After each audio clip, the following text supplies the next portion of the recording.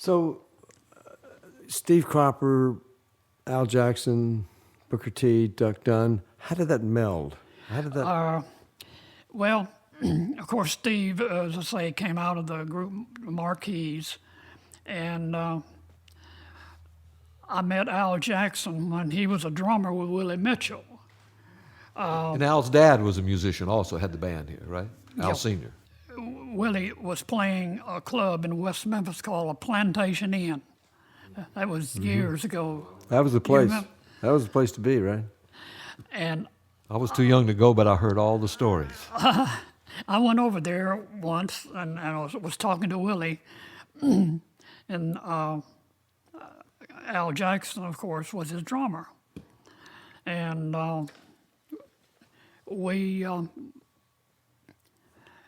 I don't know, I heard him, and when I heard him play, and I knew this guy had something. Mm-hmm. And Good-looking guy too. yeah. So I started talking with Al, and of course Willie he was not in the record business then, I don't believe. I think it was just about, maybe he was just starting. So I asked Al if he would be interested in doing, some sessions. He said, yeah, So it started, on a session-to-session basis with Al. Then, of course, as I said, Booker T lived around the corner. His mother and dad were school teachers, and I had to pass a pretty good test. They were very concerned about their young son getting mixed up in the music business. So I had meetings with them, and hopefully they understand that we're not going to take advantage of their son. And so Booker would, when he'd get out of school in the afternoon, he'd come to the studio, and he played baritone on one or two records. That was his original instrument. And then he started keyboard. He learned to play the organ at STAX. Wow. He'd played some piano, but I don't think he didn't have an organ, a Hammond B3. So he learned to play or improve his playing every afternoon, and after you get out of school. He lived around the corner. He'd come around and just go back if there's nothing going on, and he'd sit there and play for a couple of hours. So we were fortunate, in that respect, that they just seemed to come together there. It was a place for the musicians to get together, and they. So STAX was a teamwork. It was team. That's the key. It was teamwork. There was no boss. There was no person telling them you played this, you played that. They would come in, and among themselves, they would work out patterns, and how musicians are. They jam. They come in just jam. So it's head session. Yeah. Now, were you the engineer now at this time yet? Or? Yeah. I was the engineer. I was the only one. So I'd be doing paperwork or whatever, and they'd work up the song, and they'd call me, and I'd go back in control room and start the tape rolling. And was that Louis Steinberg on bass? That was Louis before. Steinberg is on the bass. Before Duck Dunn. Right. Louis was the studio bass player up until 1962. After 1962, I should say. And of course, the Marquis, they split up, and of course Steve became the manager of the studio, pretty much, when I was still working at the bank. You say the Marquis split up. I think Ray Brown, who was a booking agent here, had about 6 Marquis bands out on the road. But that's the way it was in those days. Yeah, right. The original bands split up. So Steve came to the studio, and now Duck was not, we didn't use him on bass originally. It was Louis Steinberg. He was the bass player. So in fact, eventually the Marquis, they finally broke up. So that's, as I say, Steve became the in charge of the studio while I was still working at the bank from probably early 62 to 65. He was pretty much the booking and did all the booking and whatever at the studio and auditioning and things like that. And so Booker T became an accomplished organist, piano player. We had a bunch of Marvell Thomas, Right. Rufus's son. We used him a lot. Marvell is a very underrated musician. And a sweetheart of a guy. Yeah, he is. Marvell's He terrific. really is. So the Thomas family, I've always said, was one of the probably biggest contributors to Stax' success. I mean, you got Rufus, you got Marvell, who is an excellent musician, and Carla. And Van Ness, Van Ness, the other one. although she left. And But I think Van Ness is one of those singers that does back up with everybody from Pavarotti that's right. to That's Sting right, to yeah. everybody. She went on to New York. Right. And I think Got a heck of a still career. lived, yeah. So the whole Thomas family, played a big part, and Stax certainly in this formative years. And did you record when what was the how did the first Booker T and the MGs record come about? Okay, that was kind of by accident. They had been playing as a backup studio, but they were not a group. They had not formed a group. Steve, of course, was the studio guitar player by then, and Booker T was one of the major keyboard players, but Isaac had also come on the scene by then. And so it was a switch between Isaac and Booker T on keyboards. And of course, Booker T went away to college too.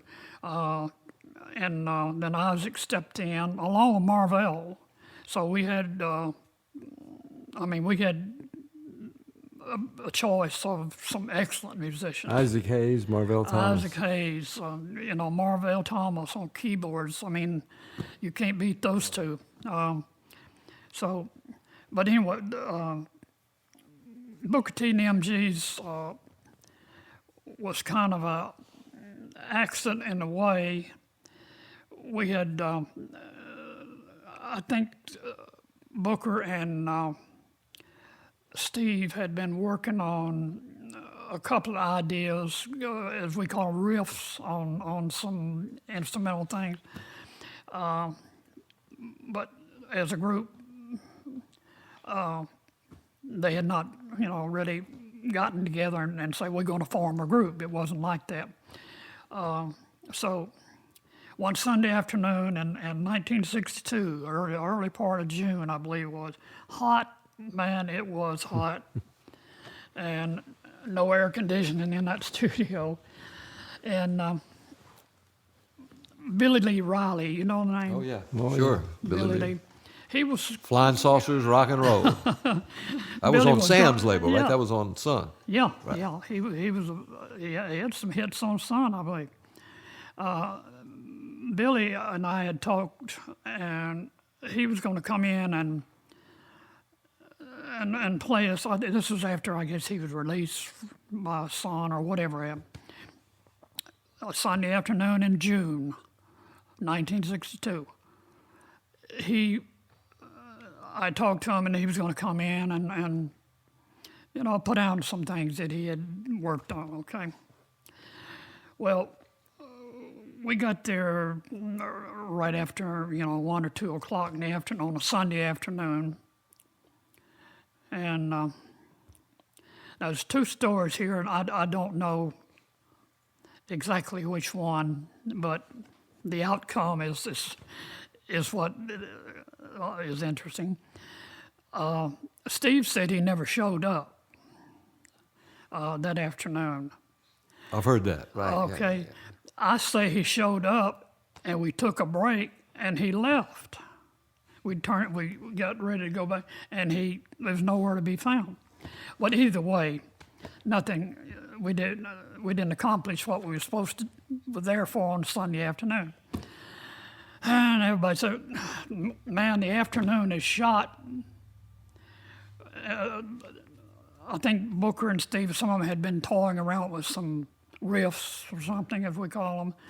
And they said, "Well, let's just, see what we can, let's just jam. Sunday afternoon's wasted, might as well just jam." I think Steve said something about Booker, don't you have a riff or something Yeah, that they you had can play around? they had some what we call riffs, that they had been working on.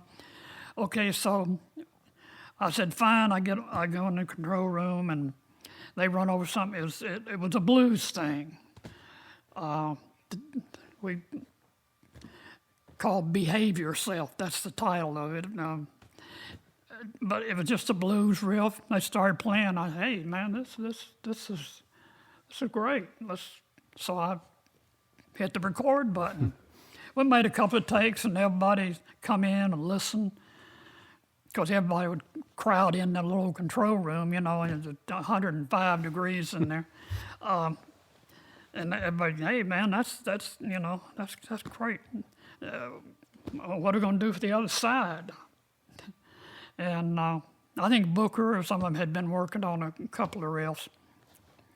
So we go back out. They go back out in the studio, and about 10 minutes later, not more than that, they started this doom, doom, doom, doom, doom, doom. Booker started the intro, and about 2 takes, I said, "Holy crap, man. Again, you knew you had one. This," Chill bumps. yeah, literally. I mean, chill, but you know it. Yeah, you know it. They came in, and we played that thing back, I bet you 50 times that afternoon. And it knocked everybody out, man. It just, and so before we left, they said, "Well, what are we going to call it?" I don't think they didn't have a name for the group. There was no group, Booker T and EMG at the time. So you'd have to know Louis to appreciate it, that only he would come up with a title called Green Onions. And that was it. How long did it take to get that record out, as they say? It was about 3 hours. nowadays it takes forever. All of this stuff you got to go through. Back in those days when you recorded, I went to the mastering. I took it over to Sun. They had the mastering. We didn't have it at the time. But anyway, after, as I say, Louis was the only one that would have come up with a name like that. And so the next, I don't know where I had a day off or something at the bank, but I went over to Sun and got an acetate cut and a master cut and shipped it off to Atlantic immediately. And Nick Charles was a DJ on WHBQ night show. Nick was from St. Louis, and he and I'd become, pretty good friends. He was a frustrated singer himself, and we actually cut a record on him.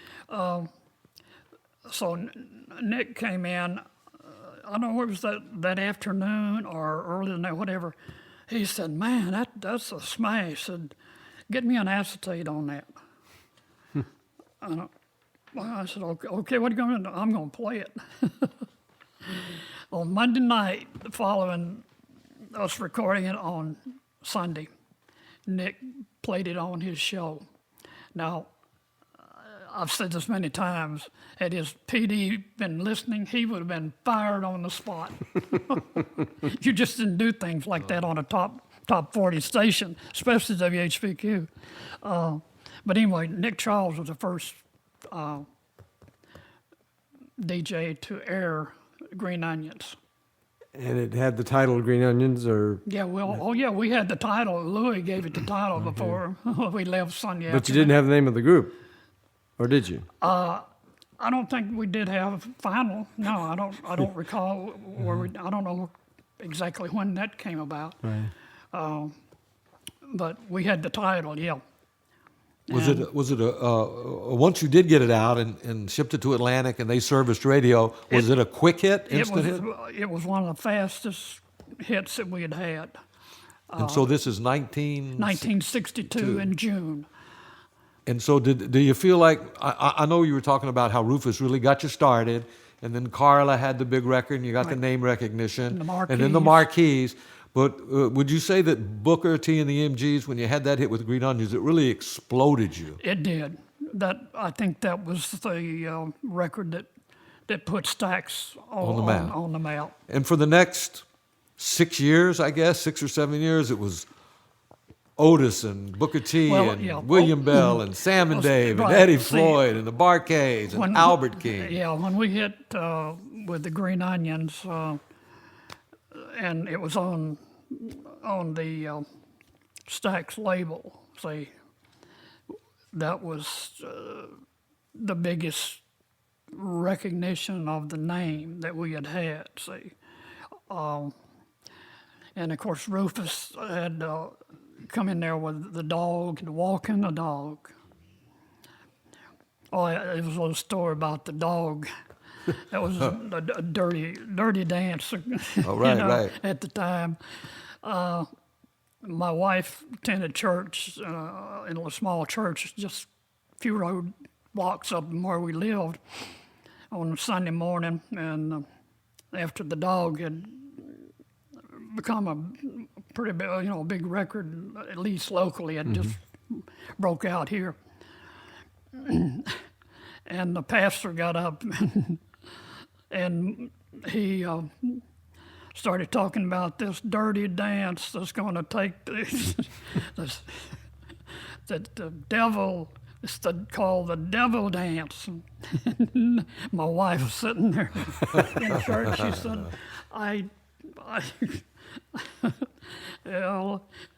she was quite surprised and didn't know what to do but hide her face. She said, "That's my husband's record, God." So to clarify things, Booker T and the MGs stood for Yeah. Booker T and the Memphis Group. Is that right? Right. How did that come about? Did just by Just out of necessity? I think one of them or two of them, they named them their own group. And there was a car at the time, popular car like a little MG also. Remember that, the little cars? Sure. I had heard that, they were talking about might have things. been. And then they realized that MG Memphis Group. Right. It could have been. So it must have been incredibly rewarding to have that, whatever it was, those 6 or 7 years, 5, 6, 7 years, where it was just hit after hit by all these incredible artists. Yeah, and then of course Otis came on in the picture about this time. Right. So can you tell us the story of how Otis Redding came into your life? Joe Galkin, my dearest, beloved friend, he was a regional promotion man for Atlantic out of Atlanta. And he would work this market as well. And whenever he came into town, he'd come, he of course knew that we were being distributed by Atlantic. When he came in town, he'd always come to the record shop or the studio. And Joe had been a manager of an artist, Rosemary Clooney. Oh. Not too many, you probably don't. No, I remember Rosemary. Come on to my house, my You probably house. don't. He does. No, Pete, our engineer. Before his time. He managed Rosemary Clooney for a number of years and got in the record promotion business out of the result in that. Worked independently, worked for Atlantic and other labels. And finally, I think he was just Atlantic only. And he worked out of Atlanta. I think he was originally born in Macon, Georgia. I believe. Another hotbed later on down the road. Yeah. And of course, Joe knew who Stax was because he's promoting our records down there. And he and Phil Walden had run across this singer, Otis Redding. He was just a singer in a band, and as a matter of fact, Johnny Jenkins was the name of it. He was the leader. a singer in the band with Johnny Jenkins and a roadie. I think he drove the car from Macon to Memphis. Basically a roadie, and he would sing a couple songs, on the Johnny Jenkins band. So Joe was in town one day, and he said he had this artist that he would like for me to listen to. As a matter of fact, two of them. Johnny Jenkins said his label had expired. I think he had a record or two on Atlantic, and they didn't re-sign him or whatever. So Joe called me or came in town, talked he contacted me one way or the other. We became good friends, and he said, I'd like for you to hear this guitar player, Johnny Jenkins, and he's got a singer in his group that I'd like for you, check out. So, okay. So we set up a date for Johnny and his singer, Otis, came along. And if we had time, he said, I want you to listen to him. I want to listen to him. And so we spent half the afternoon with Johnny, and nothing, one of those sessions, about them, and nothing happens. You work and you try, and it just doesn't come together. Well, like you said, sometimes you have one, and then there's sometimes you don't. You don't. The thing is to know when to quit. So we were all the afternoon. Musicians were getting tired. I don't know who was on keyboards, but he got tired and left. So it was late in the day, and Otis had been sitting out in the lobby. He's very shy. He didn't come in the studio. He just sat in the lobby all afternoon patiently. And, hoping to get 30 minutes. Yeah, hoping that we'd have time to listen to him. Okay, so we finally just, everybody was exhausted. In fact, whoever was on keyboards left. I don't remember who it was. So Joe said, hey, we need to, Otis has been out there all afternoon. We need to listen to him. I think you might like him. Okay, so come on in, and not thinking of much. I was tired too.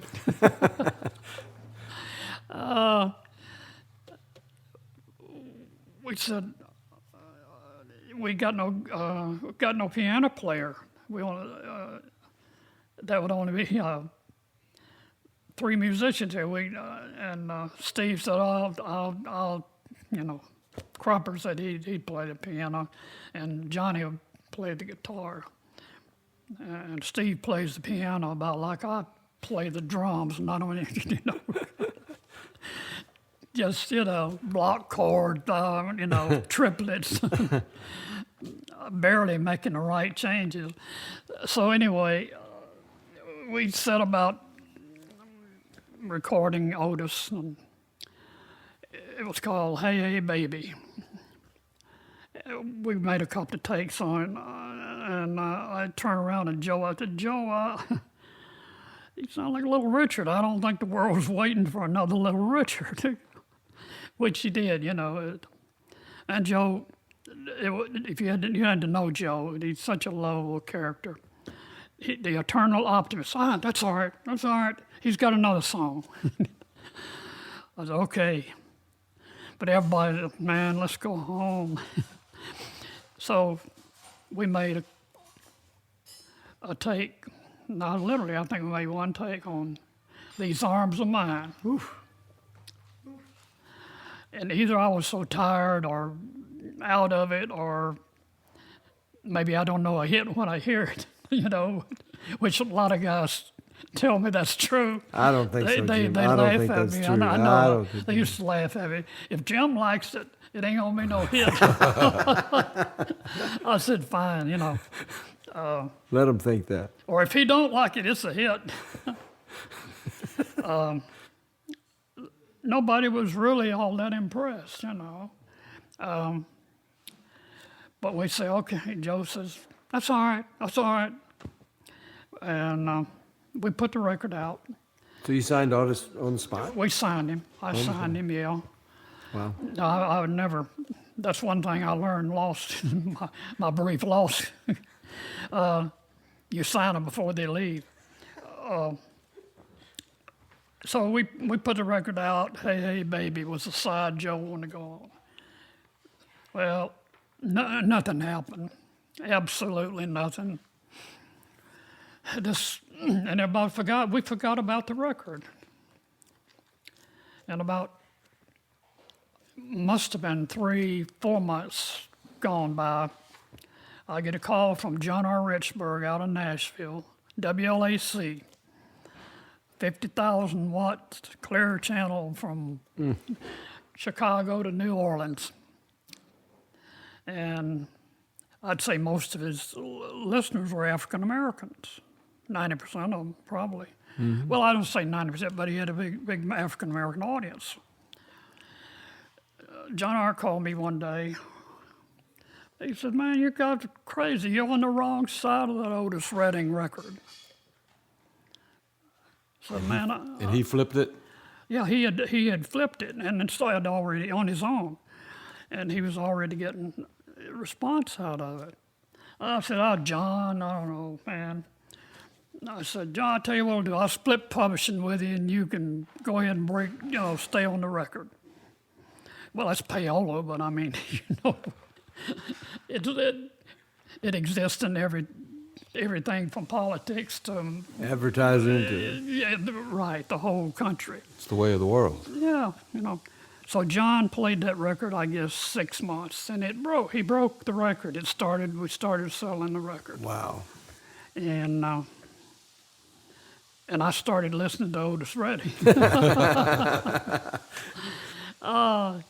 He was such a dynamic entertainer and singer, and that feel and that vibe and that emotion just touched everybody. It does. It really does. And of course, he every session he did, he gained more confidence, and you can feel it.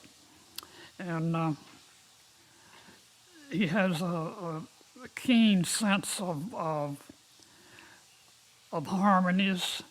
He really came up with most of the horn lines in his right? songs. He would come in and he would get with the horn section and he would hum the lines that he wanted the horns to play. And of course they loved Otis because he was inspirational and got everybody excited. I mean, this was after the 2 or 3. He gained more and more confidence on each date. As he had hits. Yeah. Well, he believed in himself, you know, and it took a while to make believers out of us, you know. So what was the second song you recorded on Otis? I don't remember. I really don't. It was such a great string of music that he put out for those, what was it, 4 years maybe? About 4 years, yeah. It was, I remember December the 10th. Yeah, I do too, unfortunately. It's one of those things. I played music. You know, I had my band, and it was a Sunday night, and we were working at the club, and of course we knew all the guys. We Yeah. knew you and all the Stax people, and Oh, I know boy, exactly. word filtered down about Otis and the plane crash, and it was just. Yeah, I know We were in a exactly. nightclub, and everybody was. We went from the heights of having great fun and everything to just the most somber mood. Oh, I know. Because we I- knew we had lost something special. And not just Otis. I mean, that was bad enough. Yeah, But the rest of the guys, it was just a you know, horrible thing. The Barcades almost won, and one survived, being Collie. But getting back to Otis, each time he came in the studio, he was more confident, and he had a enormous sense of timing and just he was an amazing artist and person. I loved Otis Redding as per he would stay out the house a lot of times when he come in because you couldn't, there was no place to stay other than Lorraine. So he'd come out the house and he and I would sit down and we talked a lot. But after about 2 or 3 sessions, the musicians they couldn't wait. When's the next Otis session? I think Cropper told the story that they would just go into the record shop up there and just grab records and come back and write the lyrics down just to get Yeah. anything on tape. anything. He could take anything and just be a masterpiece when And he got through with it. I heard that Steve pulled the record Satisfaction from the Rolling Stones and wrote down the lyrics real fast. and- Yeah, because he didn't know, and he still doesn't. If you listen, he still doesn't. He makes up his own lyric. Well, I heard now, I'm not sure if this is true, No, Jim. I'm saying you can't understand half the lyrics on it, but you get the message, so it doesn't matter. Well, I had heard that they were scribbled so fast, he said, I can't get no satisfaction. Yeah, Satisfaction. Now, is that true? yeah. He couldn't pronounce a lot of words, distinctly, but he didn't have to. That's right. He didn't have to. It's coming from here. That's right. It was all from the heart.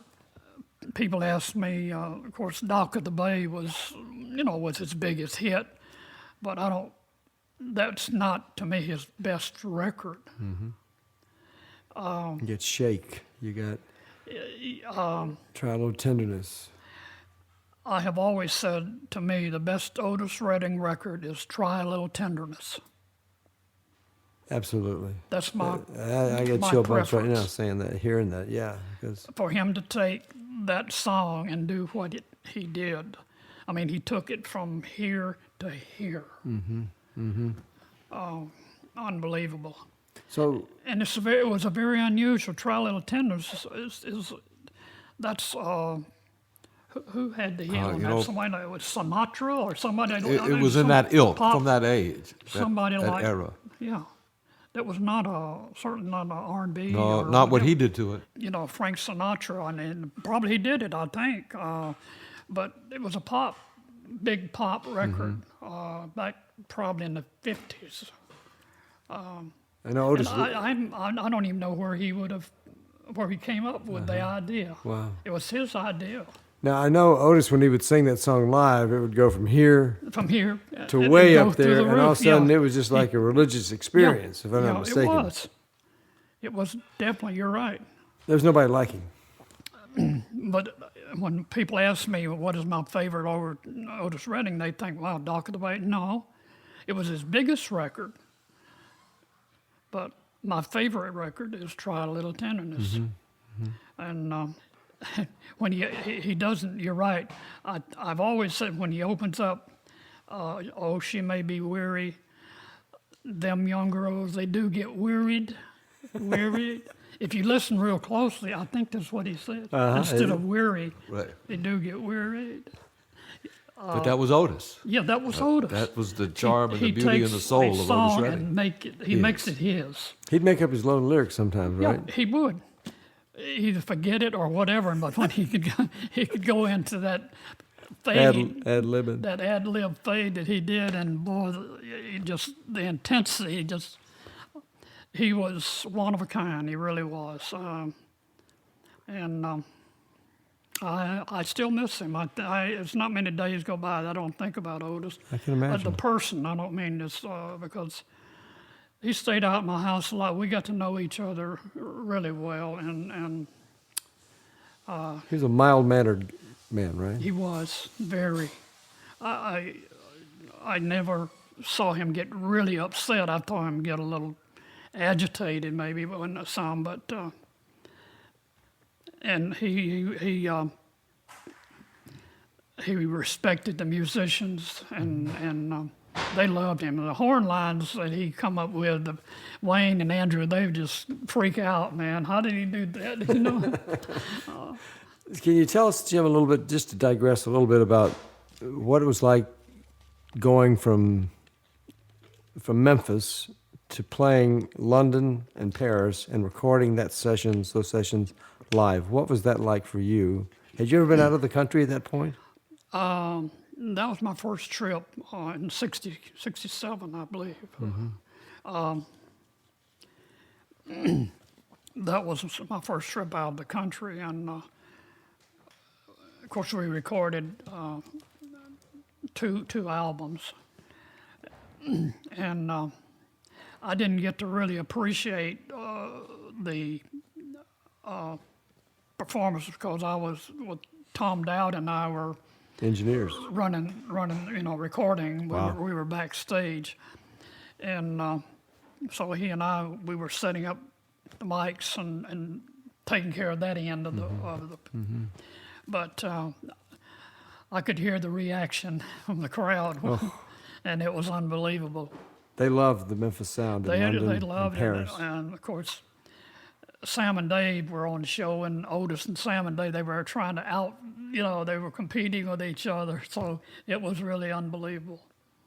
Well, you had, I mentioned a little earlier, you had that 6 or 7 year period where you just had hit after hit with all these unbelievably talented, incredible artists. You had great writers, Homer Banks, Betty Crutcher, all of those people. The whole team, besides just the artists that everyone knows, that great supporting cast was in there. Well, to me, without sounding whatever, without a song, you don't have a record. I don't care who the artist is. I always say if you're a record company, the three most important words are artist, artist, artist. And if you're an artist, the three most important words are song, song, song. Song, that's right. And one without the other, But it's harder to get a good song than it is to get to find an artist to do it. And that was that's why we built an actual artist, writer's pool, or I concentrated on good writers. I gave as much, or tried to give as much attention to finding writers as I did artists. And they are harder to find. You can find more artists than you can find writers. And I don't mean to demean, you're an artist. I don't mean to demean the artist's ability, but you got to have a song to sell. Absolutely. Before you can sell it, no matter who you are.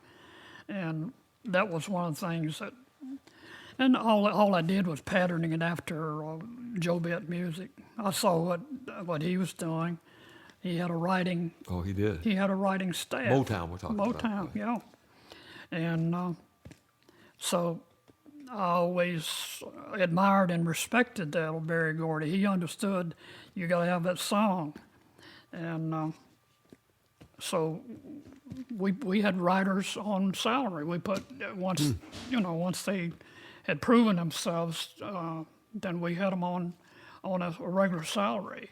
Well, those two albums, Live in London, Live in Paris, still, I think, rank up there with some of the best live recordings ever. It was a good, it was a good effort. The crowd was going crazy.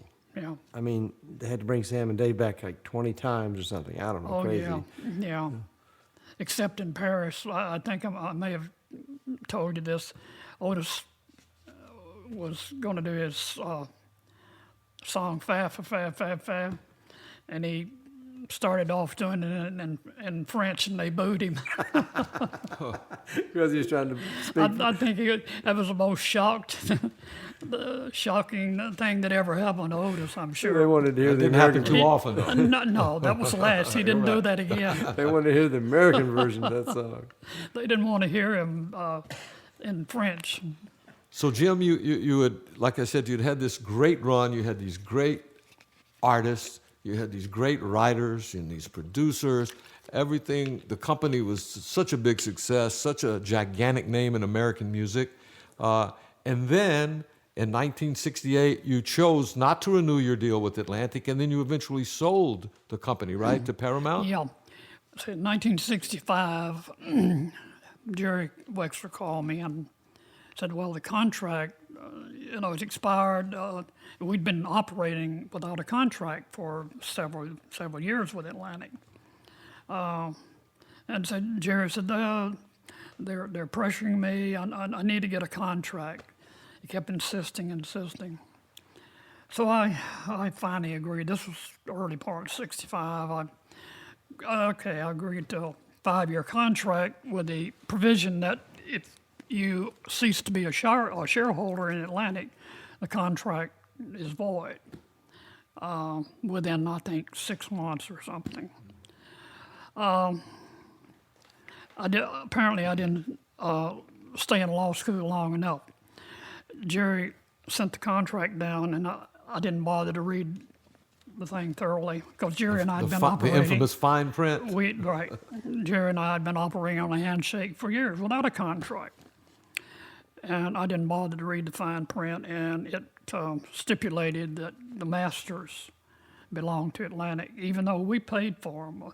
Atlantic never forward and paid up in front on anything because we were making pretty good money. We didn't need it, so I paid for the sessions and the tape. So anyway, that was kind of because what happened when Atlantic sold, he was no longer a shareholder. That allowed me out of the contract, but they retained the masters, which included everything up to that point, all the Otis Redding masters, everything. But anyway, that's life, as they say.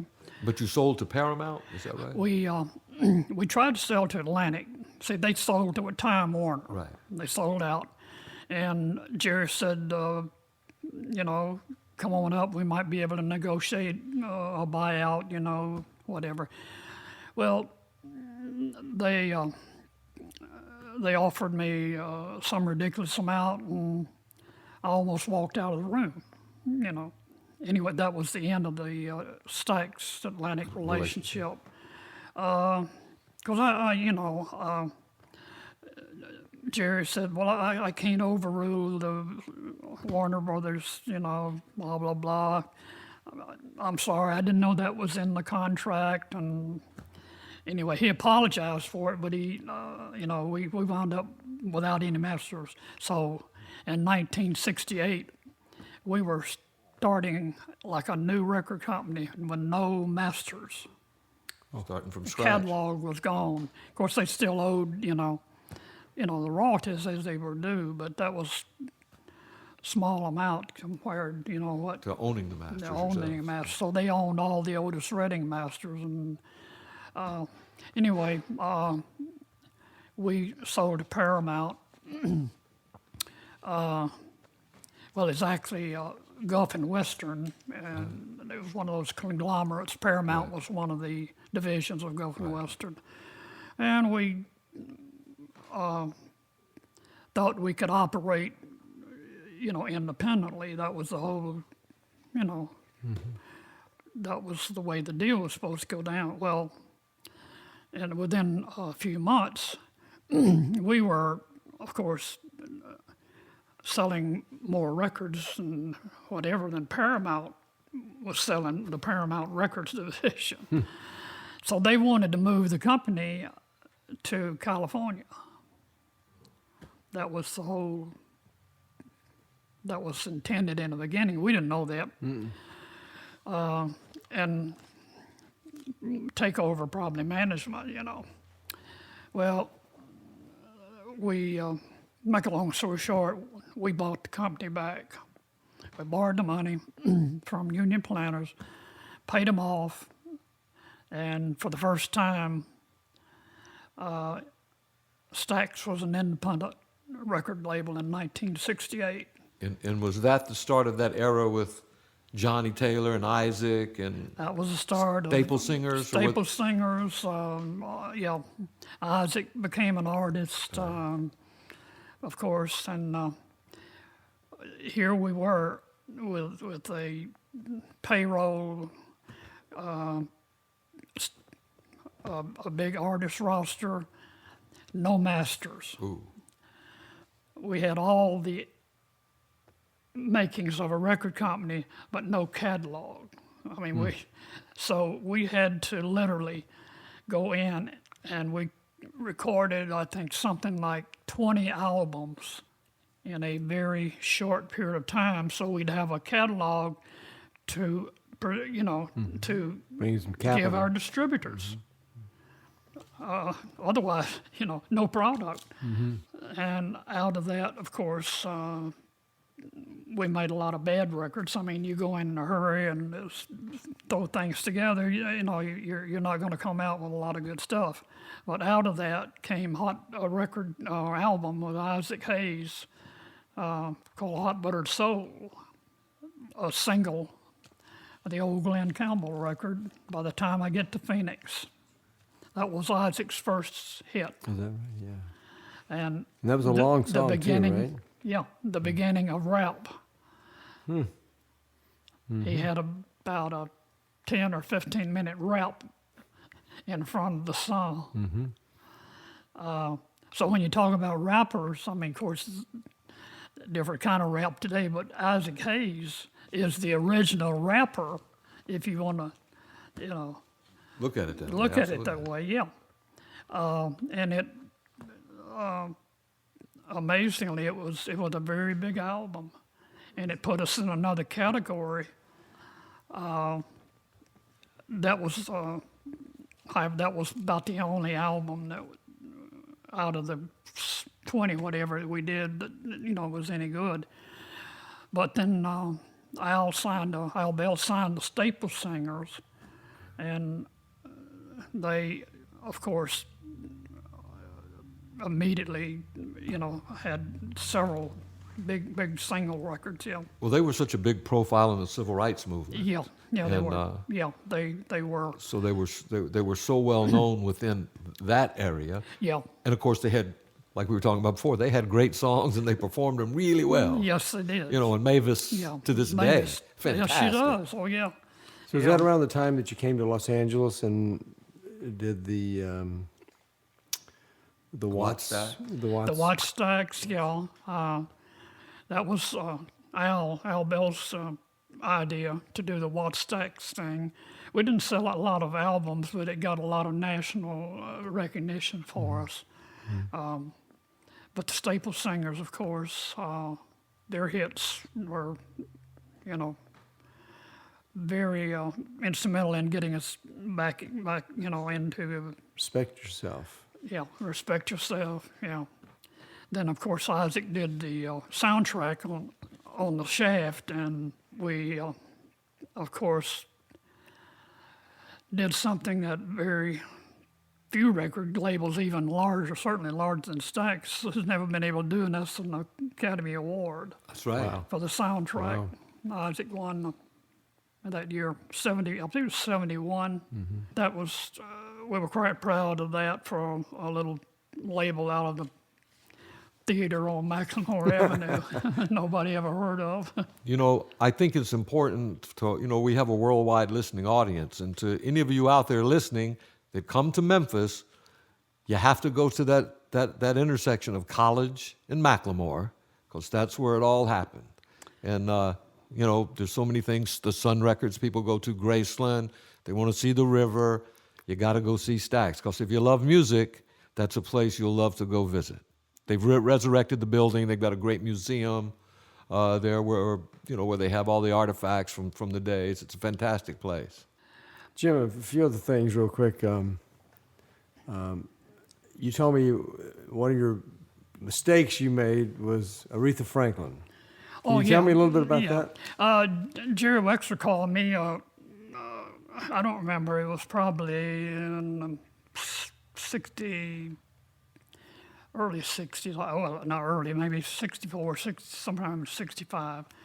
That Aretha Franklin was available.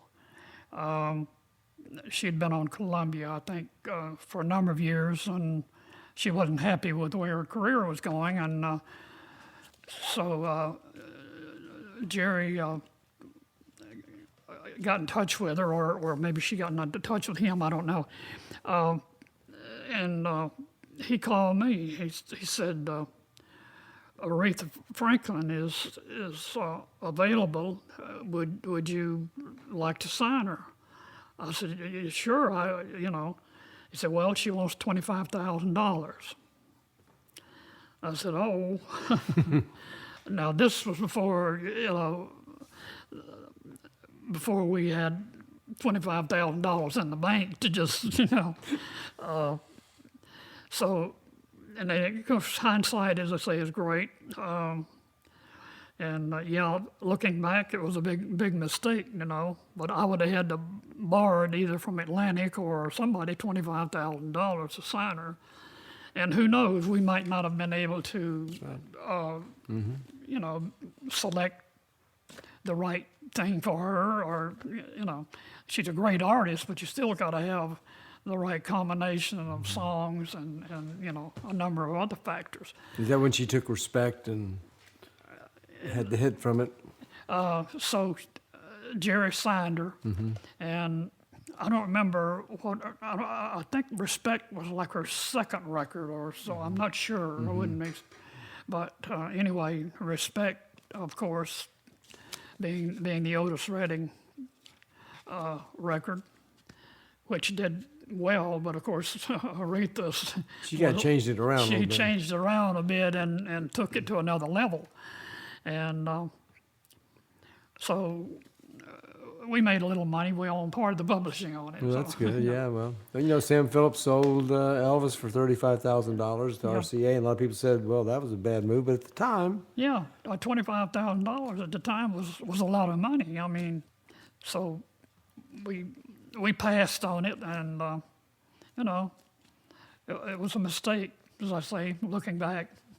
But who knew? Who knows? We might not have been able to do what they did.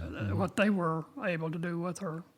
So, Jim, we wanted to run through some artists that you've signed and worked with, and just off the top of your head, give us some thoughts and things that you would like to share with people around the world about these artists. All right. And I'm going to start off with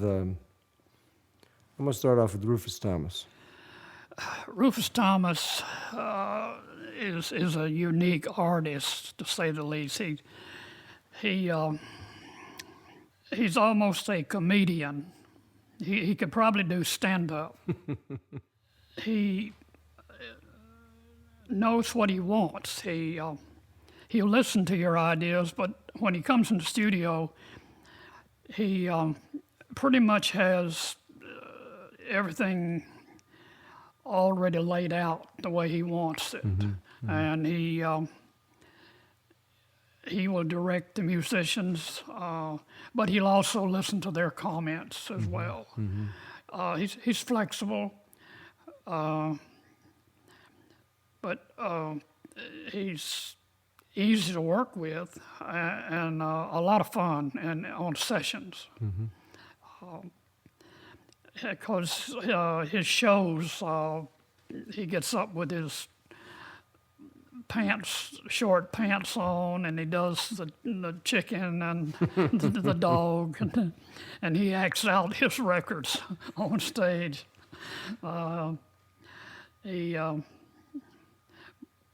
And he's also a very good person. I enjoyed working with him. He is really somewhat the father of STAX Records, because he had the first hit, and his daughter and she had the first million seller record we had, and then of course his son Marvell, he was talented.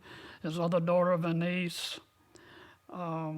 He was a very special person in my life. I give him a lot of credit for the things he did. He was a goodwill ambassador for Stax. He was like a magnet. I would. Yes, he really was.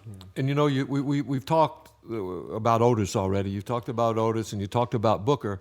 And you just talked about what a good person Rufus was. And one of my favorite people, I loved his music, loved his songs, but one of the nicest people, I think, in that whole stable of artists that you had was William Bell. Tell us a little bit about William. A real gentleman. That's the word. He was a real gentleman. William, of course, came in with the group called William Bell and the Del Rios. But he later, went out on his own. He was a great friend. He really was. I always enjoyed working with William, and I don't think he actually got the breaks that he deserved. I agree with that. He really didn't, and I always feel kind of responsible in a way that we didn't give more attention to William. He tended to get lost in the shuffle, I think, at Stax, but that did not certainly take away from his talent. Tremendously talented guy. So, all right, Jim, tell us about Sam and Dave. Sam and Dave, of course, we were not in contact with Sam and Dave that much because they were not local, and then the only time we would see them is when they came in for sessions. So I really didn't know that much about their personal life. We didn't really get to spend very much time with them. They would come in, and of course Dave and Isaac would have the songs pretty much ready for them, and they would spend the night before rehearsing, and then they'd come in the studio, and usually they weren't there more than a couple of days at a time. Do the sessions and get out. They would do their session and go. Yeah. Well, here's one I know you did spend quite a bit of time with, Eddie Floyd.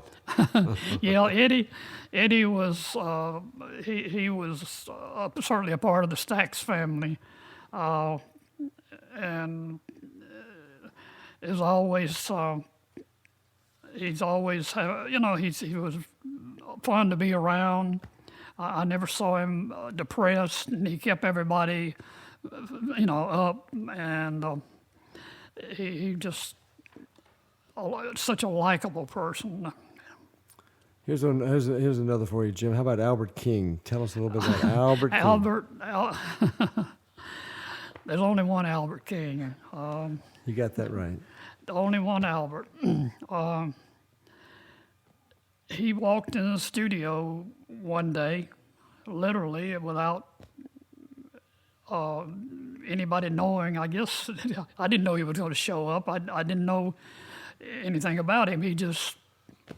I look up one day and there's Albert King, and we talked, and of course Estelle, she's always in the blues. She loved the blues, and she was better at hearing a good blues record than I was, and Albert, I think, met her, and then she told me about him, and we met, and you have to be careful around Albert. See, Albert didn't know how to read, and unfortunately, and some of the musicians did not know that, and I never will forget Alan Jones was producing him on a couple of records, and he made the mistake of putting some lyrics in front of him on the music stand, and Albert went off on him, and Albert was a little bit shocked. But anyway, he could make that guitar literally talk, and I don't think he ever tuned it, because what he did, he just pushed the strings until they were in tune. Yeah, and I'm not making that up. He would get it close to being in tune, and then if you just push the strings up, and that was that was his signature. Crosscut Saw, a legend of a song. Great. So many others. And he was a character, and I always make the statement that Albert would come in. He had this bus that he toured in, and he'd always come in with a problem. And I don't know, I think I bought about 15 transmissions for that bus that he had. Every time he would come to my office, my transmission is out, and I got to be in St. Louis tomorrow night. So here we go, another transmission. But he was a lovable character. And there's somebody else, we mentioned her name just a few minutes ago, but someone I think is just an incredible vocalist, Mavis Staples. Oh, wow. That's all you can say about her, wow. I agree. She, to me, I categorize her with Aretha, she's got a style that nobody else can touch. And she's such a beautiful person too. She was quite an asset as far as I'm concerned. The Stax roster. As Pops too. He was a character, but he carried his weight. He had a sound, and it was all a part of the Staples singers. That's what I was going to ask you next. Tell me about Pop Staples, just a little bit more about Pops. I really didn't know, since they did not, they didn't live in Memphis. I didn't know that much about him, and Al produced, all the Staples, most all the Staples singers' records, except one or two.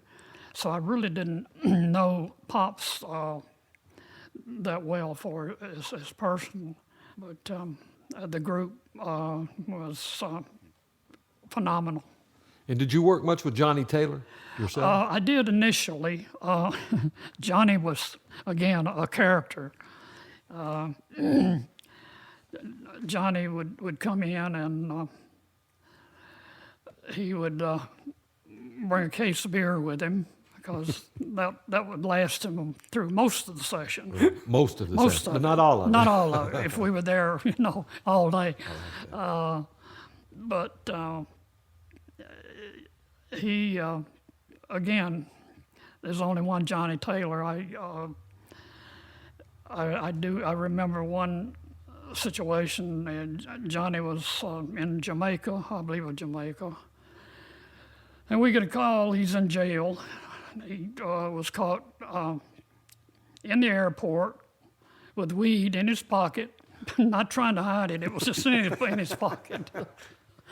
And of course, we had to pay out a few dollars to the right people down there to get him out, or he'd have been there today. And then another artist that I just think is the standard, the epitome of what I call that 60s R&B, the wicked one, Wilson Pickett. Oh, a character. Well, that's it, Wicked. That he's got a good name. Of course, he was signed to Atlantic, and we just agreed. Jerry couldn't do anything with him in New York, he said, and he asked us if we could take a shot at it. So he came down, and he and Steve got together, as always, the night before till the rain, and came up with the midnight hour on the first date. But he, let's say he's a very strong-willed person. It's a very good way to put it. So, Jim, we just lost Andrew Love. Tell us about the Memphis Horns. The Memphis Horns, they were an integral part of the Stax sound. The Memphis Horns were the voices, the background voices that most of your record labels would use vocals. We did not have, unfortunately, that vocal group such as the Temptations or, that the Motown groups. We never got to that point, so the horns were our vocal group. And we never had any major hit records with vocal groups. The Astors had a record that did a little bit. The Soul Children? Well, the Soul Children was probably our best vocal group. They more or less had a Memphis sound kind of thing, but we were never noted really for our vocal groups. Now the Dramatics had hits, but see, they were out of Detroit, and Don Davis produced them, so he had that Detroit sound. They had that Detroit sound, but the local groups, we never were really that successful with vocal groups. Here's one I want to throw out at you. Now, you could probably talk for an hour, I'm sure, but talk about Steve Cropper. Well, you're right. I could talk an hour on Steve. Of course, we were first friends, number one. And Steve, of course, was an original member of the Marquis, but later came to the studio as pretty much a musical director or in charge of the studio for a number of years. But he was a dear friend above all. Certainly a guitar player supreme. Extraordinary. Yeah. And he contributed a lot to STAX's success. He produced, he wrote, he played. He did it all. He engineered. In fact, he laid the vocal track on Otis Redding's Dock at the Bay, which was the only record that Otis tracked, overdubbed. Everything else was live with Otis. And he never heard it finished. Right. We were just beginning to do tracking in 1967. Steve, as I said, laid the vocal track on Dock of the Bay. And last but not least, we talked about how we just lost Andrew Love, saxophone player with the Memphis Horns. We also just lost Duck Dunn, the bass player. Oh, yeah. And, Yeah. Stax had a lot of tragedies. They really did. We had Raymond Jackson was killed in a horrible incident. That one of the writers, one of the best writers that we had, and of course almost all the entire Barkays band in the airplane crash. So Al Jackson. It's Al Jackson, which has never been solved. Al was actually murdered. Al was murdered. I was in Europe at the time, and Al and I were very close. As a matter of fact, we produced the last million-selling record at Stax with Shirley Brown, Woman to Woman. Because I had been out of the studio quite a while until that one because of all the financial problems we were having. But Al and I went back into the studio early in '75 and with Shirley Brown. And of course, as I say, I was in Europe and I get the news that Al had been killed, and no one's ever been brought to justice. So I lost a dear friend as well as a great musician. Well, we talked about Al. Let's go back to Duck just a second.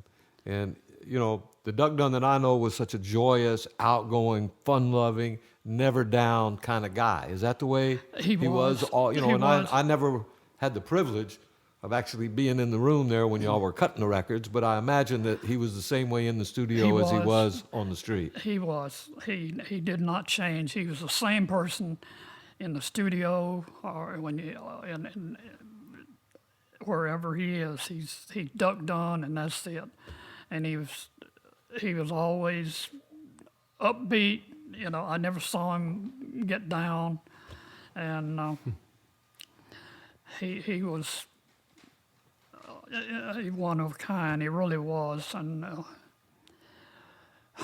we've been hit with a lot of tragedy lately. With, as I say, Andrew and Duck. Makes you realize how fragile life really is. Absolutely, absolutely. Well, Jim, we've been here for quite a while today talking to you, and we want to thank you so much for giving up your time on allmemphismusic.com. I know John wants to say something, but just on my behalf, thank you so much. We've known each other for 35 years or so, and I could go on. I could do an hour on you. An absolute icon. As somebody that's made his life, has lived a life of music. Be careful. Don't tell everything. You got a deal, but you got a real deal. But I want to thank you so much. Your contribution to music is so great, and there's so many. Everybody in this town loves you, and your contributions have been so fantastic that so many of us wouldn't be where we are if it hadn't been for a lot of the things that you folks did at that intersection of College and Macklemore. So thank you so much for sitting down with us and giving us your time. Thank you. Yeah, no, it's been a pleasure, and I was just fortunate to have great talent around me. They made me look good. Well, Jim, I'll close with the cooperation between white and black musicians, as we said earlier, and producers are practically unprecedented. But I consider you the glue that held everybody together. And I think that's a real fair statement. Well, I appreciate it. I